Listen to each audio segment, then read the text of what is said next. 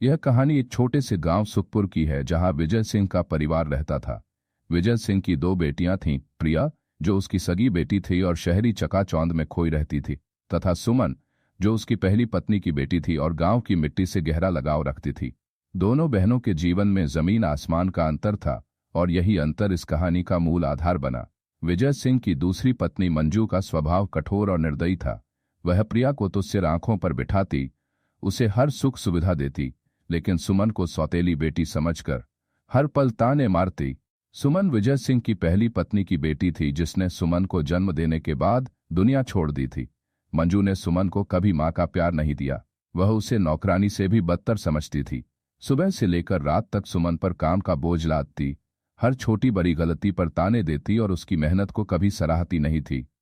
मंजू के मुंह से निकला हर शब्द सुमन के दिल को चीर देता, लेकिन सुमन चुपचाप सब कुछ सह लेती क्योंकि उसके पास और कोई चारा नहीं था। एक सुबह की बात है, सुमन खेतों से सामान लादकर बैलगाड़ी पर लौट रही थी। उसकी साड़ी की पल्लू बार बार कंधे से सरक रही थी, लेकिन वह रुकी नहीं। उसका चेहरा थकान से भरा था, फिर भी आंखों में एक अजीब सी चमक थी, मानो वह अपने दर्द को हौसले में बदल लेती हो। वहीं दूसरी ओर प्रिया अपने कमरे में गहरी नींद में सो रही थी, क्योंकि रात को वह शहर के किसी पार्टी में मस्त थी। जैसे ही सुमन घर पहुंची, मंजू की चीख सुनाई दी, सुमन कहाँ मर गई थी? सुबह के 8 बज गए, न चाय मिली न नाश्ता, दिन रात काम चोरी करती है, नालायक कहीं की। सुमन ने जल्दी से बैलगाड़ी को आंगन में खड़ा किया और रसोई की ओर भागी। माँ बस अभी चाय बना देती हूँ, उसने धीमी आवाज में कहा। उसकी सांसें अभी भी तेज थीं, लेकिन मंजू का गुस्सा और भड़क गया। चाय बना देती हूँ? तुझे बोलने की तमीज नहीं? कितनी बार कहा है मुझे माँ मत बोल। मेरी बेटी तो प्रिया है, तू बस इस घर का बोझ है, जल्दी कर वरना आज खाना नहीं मिलेगा तुझे। मंजू के शब्द तीर की तरह सुमन के दिल में चुभ गए, लेकिन उसने चुपचाप सिर झुका लिया। तभी प्रिया आंखें मलती हुई बाहर आई। माँ सुबह सुबह क्यों चिल्ला रही हो? मुझे छोड़कर इस सुमन को क्यों बुला रही हो? मुझे भी तो नींद आ रही थी। प्रिया का लहजा नखरे से भरा था। मंजू ने प्यार से उसका माथा चूमा और बोली, मेरी राजकुमारी तू आराम कर, यह सुमन तो काम करने के लिए ही है, इसे कुछ और आता भी क्या है। विजय सिंह जो पास ही खड़ा यह सब सुन रहा था, उसका चेहरा गुस्से से तमतमा उठा। मंजू, तुम हर बार सुमन को उल्टा सीधा क्यों बोलती हो? वह सुबह से खेतों में मेरी मदद करने गई थी, अभी बैलगाड़ी से सामान लेकर आई है। तुम और प्रिया भी तो कुछ काम कर सकती हो। मंजू ने तंज कसते हुए जवाब दिया, हाँ अच्छा किया तुमने उसे बैलगाड़ी सिखा दी। जैसी उसकी बुद्धि वैसी ही उसकी गाड़ी, बैल बुद्धि कहीं की।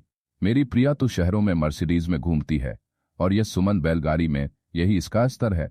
प्रिया हंस पड़ी, लेकिन विजय सिंह ने सख्त लहजे में कहा, मंजू तुम्हारे और प्रिया के हाथों में मेहंदी लगी है क्या?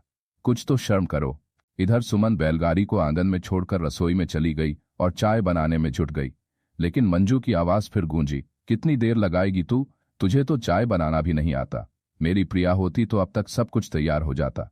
सुमन ने चुपचाप चाय बनाई और सबके लिए नाश्ता तैयार किया, लेकिन जब वह नाश्ता लेकर आई तो मंजू ने फिर तंज कसा, यह क्या बनाया है? यह रोटियां तो पत्थर की तरह सख्त हैं, तुझे कुछ ढंग का बनाना भी नहीं आता। सुमन ने कोई जवाब नहीं दिया, वह चुपचाप रसोई में वापस चली गई और दोबारा रोटियां बनाने लगी। उसकी आंखें नम थीं, लेकिन वह अपने दर्द को छिपा रही थी। विजय सिंह ने यह सब देखा और उसका दिल दुखा। वह सुमन के पास गया और धीरे से बोला, बेटी तुम इतना सब क्यों सहती हो? सुमन ने मुस्कुराते हुए कहा, पिताजी रहने दीजिए, मैं ठीक हूं। मंजू की क्रूरता यहीं नहीं रुकी, वह हर छोटी बड़ी बात पर सुमन को ताने मारती। अगर चाय में चीनी कम होती तो वह चिल्लाती, तुझे इतना भी नहीं आता कि चाय में कितनी चीनी डालनी है? बेकार है तू। अगर खाना थोड़ा ठंडा हो जाता तो वह कहती, यह खाना तो जानवर भी न खाएं, तुझे रसोई में घुसने की तमीज नहीं। प्रिया भी अपनी माँ की हाँ में हाँ मिलाती और सुमन को नीचा दिखाने का कोई मौका नहीं छोड़ती।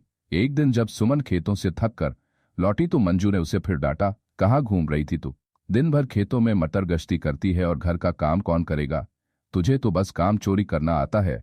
सुमन ने धीरे से कहा, माँ मैं खेतों में पिताजी की मदद करने गई थी, अब रसोई संभाल लेती हूँ। लेकिन मंजू ने उसकी बात अनसुनी कर दी, चुप कर, मेरे सामने माँ मत बोल, तू मेरी बेटी नहीं बस इस घर का बोझ है। जल्दी रसोई में जा और आज प्रिया के लिए स्पेशल खाना बनाना, उसकी सहेलियां आने वाली हैं। सुमन चुपचाप रसोई में चली गई। उसने प्रिया के लिए तरह तरह के पकवान बनाए, पनीर की सब्जी, पूरियां, चावल और मिठाई। लेकिन जब प्रिया और उसकी सहेलियां खाना खाने बैठी तो मंजू ने सुमन को खाने की मेज के पास खड़े रहने को कहा। तू यहीं खड़ी रह, अगर किसी को कुछ चाहिए तो तुरंत देना। सुमन भूखी थी, लेकिन उसने कुछ नहीं कहा। उसने चुपचाप सबकी सेवा की, जबकि प्रिया और उसकी सहेलियां हंसते हंसते खाना खा रही थीं। रात को जब सुमन अपने छोटे से कमरे में सोने गई तो उसकी आंखें नम थीं। वह मन ही मन सोच रही थी, काश मेरी माँ जिंदा होती, शायद वह मुझे गले लगाकर कहती कि मैं उसकी प्यारी बेटी हूं।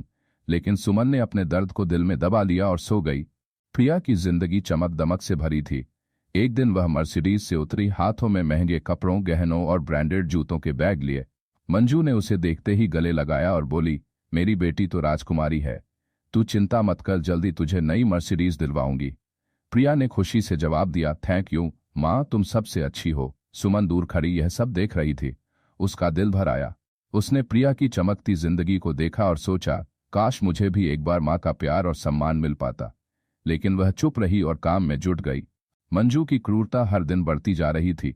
एक दिन जब सुमन सुबह जल्दी उठकर खेतों में काम करने गई तो मंजू ने उसे फिर डांटा, तू दिन भर खेतों में घूमती रहती है और घर का काम कौन करेगा? तुझे तो बस बहाने बनाने आते हैं। सुमन ने जवाब दिया, माँ, मैं पिताजी की मदद करने गई थी, अब रसोई संभाल लेती हूँ। लेकिन मंजू ने फिर तंज कसा, हाँ, तू तो बस खेतों में मिट्टी खोदने के लिए पैदा हुई है। मेरी प्रिया जैसी लड़कियां शहरों में राज करती हैं और तू बैलगाड़ी चलाती है। सुमन की मेहनत और हौसला कभी कम नहीं हुआ। वह हर दिन खेतों में विजय सिंह के साथ काम करती, बैलगाड़ी से बाजार जाती और घर लौटकर रसोई संभालती। विजय सिंह उसकी मेहनत देखकर गर्व महसूस करता, लेकिन मंजू की क्रूरता के सामने वह भी अक्सर चुप रह जाता। एक दिन उसने सुमन को बुलाया और कहा, बेटी, मैं जानता हूं कि तुम्हारी माँ तुम्हारे साथ सही नहीं करती, लेकिन मुझे भरोसा है कि तुम एक दिन अपनी किस्मत खुद लिखोगी। सुमन की आंखें नम हो गईं। पिताजी, आपने इतना बोल दिया, वही मेरे लिए बहुत है। दिन बीतते गए और प्रिया की शादी तय हो गई। लड़का था राहुल, एक बड़े शहर का अमीर व्यापारी। शादी का जश्न पूरे गांव में गूंजा। प्रिया की विदाई मर्सिडीज में हुई। मंजू ने गांव वालों के सामने गर्व से कहा, देखो, मेरी बेटी राजकुमारी की तरह विदा हो रही है। उसकी शादी एक राजकुमार जैसे लड़के से हुई है। लेकिन एक औरत ने तंज कसते हुए कहा, हाँ मंजू, अब देखते हैं तुम अपनी दूसरी बेटी की शादी कैसे करती हो। मंजू का चेहरा लटक गया। प्रिया की विदाई के बाद मंजू का सुमन पर जुर्म और बढ़ गया। वह हर दिन उसे नए नए काम देती, ताने मारती और उसे नीचा दिखाने का कोई मौका नहीं छोड़ती। एक दिन जब सुमन खेतों से थक कर लौटी तो मंजू ने उसे डांटा, तू दिन भर कहाँ घूमती रहती है? घर का काम छोड़कर खेतों में मिट्टी खोदने का शौक चढ़ा है। अगर आज रात का खाना समय पर नहीं बना तो तुझे भूखा सोना पड़ेगा। सुमन ने चुपचाप सिर झुकाया और रसोई में चली गई। विजय सिंह यह सब देख रहा था। उसका दिल दुखा और उसने फैसला किया कि अब सुमन की शादी कर देनी चाहिए। उसने सुमन को बुलाया और कहा, बेटी, मैं चाहकर भी इस घर में तुम्हारे लिए ज्यादा कुछ नहीं कर सकता। मैं तुम्हारी शादी एक अच्छे घर में तय कर देता हूं। सुमन की शादी एक गरीब किसान राजेश से तय हो गई। उसकी विदाई बैलगाड़ी में हुई। गांव वाले फुसफुसाए, सगी बेटी को मर्सिडीज और सौतेली को बैलगाड़ी। कैसा न्याय है? लेकिन सुमन ने अपनी किस्मत को स्वीकार किया। उसने राजेश के साथ नई जिंदगी शुरू की। राजेश ने कहा, सुमन, मैं भले ही गरीब हूं, लेकिन तुम्हारे लिए खूब मेहनत करूंगा। सुमन ने मुस्कुराते हुए जवाब दिया, मुझे सिर्फ प्यार और सुकून चाहिए। सुमन की शादी के बाद भी मंजू का व्यवहार नहीं बदला। वह अक्सर राजेश के घर जाती और सुमन को ताने मारती, तू तो बैलगाड़ी में ही सही थी। अब देख, इस गरीब के साथ क्या हाल हुआ तेरा। मेरी प्रिया तो महलों में रहती है और तू झोपड़ी में। राजेश यह सुनकर गुस्सा हो जाता, लेकिन सुमन उसे चुप करा देती, रहने दो, यह मेरी माँ है। मंजू का जुर्म यही नहीं रुका। जब भी वह राजेश के घर आती, वह सुमन को तरह तरह के काम करने को कहती। यह घर कितना गंदा है सुमन, तुझे तो कुछ साफ सफाई भी नहीं आती। मेरी प्रिया का घर तो चमकता है। वह सुमन को रसोई में घंटों खड़े रहने को मजबूर करती और अगर कुछ कमी रह जाती तो ताने मारती, तुझे तो खाना बनाना भी नहीं आता। मेरी बेटी के लिए मैंने कितना अच्छा लड़का चुना और तू इस गंवार के साथ फंस गई। सुमन चुपचाप सब कुछ सहती। वह राजेश के साथ खेतों में मेहनत करती, बैलगाड़ी से सामान बेचने जाती और अपने छोटे से घर को संभालती। राजेश उसका हौसला बढ़ाता।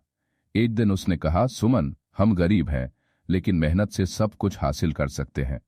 आज बैलगाड़ी से शुरू करते हैं, एक दिन ट्रक तक पहुंचेंगे। सुमन ने हौसला बढ़ाते हुए कहा, ठीक है, आज से हम अपने सपनों की उड़ान भरेंगे। राजेश और सुमन ने मिलकर बैलगाड़ी पर सामान बेचने का काम शुरू किया। वे गांव-गांव सब्जियां और अनाज बेचने जाने लगे। उनकी मेहनत रंग लाई, गांव वाले उनकी तारीफ करने लगे। एक ने कहा, तुमने तो कमाल कर दिया सुमन, अब हमें बाजार जाने की जरूरत नहीं पड़ती। धीरे धीरे सुमन और राजेश ने अपने छोटे से व्यवसाय को बढ़ाया। उनकी बैलगाड़ी अब गांव की शान बन गई थी। लोग दूर दूर से उनके पास सामान खरीदने आने लगे। सुमन की मेहनत और राजेश का साथ देखकर विजय सिंह को गर्व होता। वह अक्सर कहता, सुमन, तूने मेरे नाम को रोशन कर दिया। लेकिन मंजू का व्यवहार नहीं बदला। वह अब भी सुमन को ताने मारती, हाँ, बैलगाड़ी चलाकर क्या उखाड़ लिया तूने? मेरी प्रिया तो शहर में रानी की तरह रहती है। सुमन चुप रहती, लेकिन उसके मन में एक ठान थी कि वह अपनी मेहनत से सबको दिखाएगी कि वह क्या कर सकती है। उधर प्रिया की शादीशुदा जिंदगी में तूफान आ गया। राहुल घमंडी और स्वार्थी था। वह प्रिया को अपने माता पिता से पैसे मांगने के लिए मजबूर करता। एक दिन उसकी कंपनी डूब गई और उसने प्रिया को तलाक दे दिया। प्रिया, जो कभी शान शौकत में डूबी थी, टूटकर अपने माता पिता के घर लौट आई। मंजू का घमंड भी टूट चुका था। उसे समझ आ गया कि पैसा और रुतबा सब कुछ नहीं होता। उधर सुमन और राजेश ने अपनी बैलगाड़ी के व्यवसाय को एक बड़ी कंपनी में बदल दिया। जब मंजू और प्रिया को सुमन की सफलता की खबर मिली, वे हैरान रह गए। मंजू को अपनी गलती का एहसास होने लगा। एक दिन वह सुमन के पास गई। उसका चेहरा शर्मिंदगी से झुका हुआ था। सुमन, मैंने तुम्हारे साथ बहुत गलत किया। तुझे बोझ समझा, ताने मारे और कभी प्यार नहीं दिया। लेकिन आज तुमने मुझे सिखा दिया कि मेहनत और हौसला क्या होता है। सुमन ने मंजू को गले लगाया और कहा, माँ, जो बीत गया उसे भूल जाइए। आपने मुझे ताने दिए, लेकिन मेरे पिताजी ने मुझ पर भरोसा किया। आज मैं जो कुछ हूं, उनकी वजह से हूं। मंजू की आंखें नम थीं। उसने प्रिया को बुलाया और कहा, प्रिया, अपनी बहन से कुछ सीखो। उसने हमें दिखा दिया कि मेहनत और प्यार से हर मुश्किल को जीता जा सकता है। फिर सुमन ने प्रिया की भी मदद की। उसने प्रिया की शादी अपने एक भरोसेमंद दोस्त से करवाई, जो एक नेक दिल इंसान था। प्रिया को एक नई जिंदगी मिली और वह अपनी गलतियों से सीख चुकी थी। फिर मंजू ने एक दिन पूरे परिवार को इकट्ठा किया। उसकी आंखें नम थीं। मैंने सुमन के साथ बहुत गलत किया। मैंने उसे कभी बेटी नहीं समझा, लेकिन उसने मुझे सिखा दिया कि असली बेटी वही होती है जो अपने परिवार को जोड़े रखती है। प्रिया, तुमने भी अपनी गलतियों से सीखा। आज मैं गर्व महसूस करती हूं कि मेरे पास तुम जैसी बेटियां हैं। विजय सिंह ने मंजू की बात सुनकर कहा, मंजू, तुम्हें अब समझ आया कि असली धन दौलत प्यार और मेहनत में होती है। सुमन ने हमें यह सिखाया। प्रिया ने सुमन का हाथ थामा और बोली, बहन, मैंने तुझे हमेशा नीचा दिखाया, लेकिन आज मैं तुझसे माफी मांगती हूं। तूने मुझे नई जिंदगी दी। सुमन ने प्रिया को गले लगाया और कहा, दीदी, अब हम सब एक हैं। बस अब प्यार और खुशी से जिएंगे। पूरे परिवार ने एक दूसरे को गले लगाया। गांव में अब विजय सिंह के परिवार की मिसाल दी जाने लगी।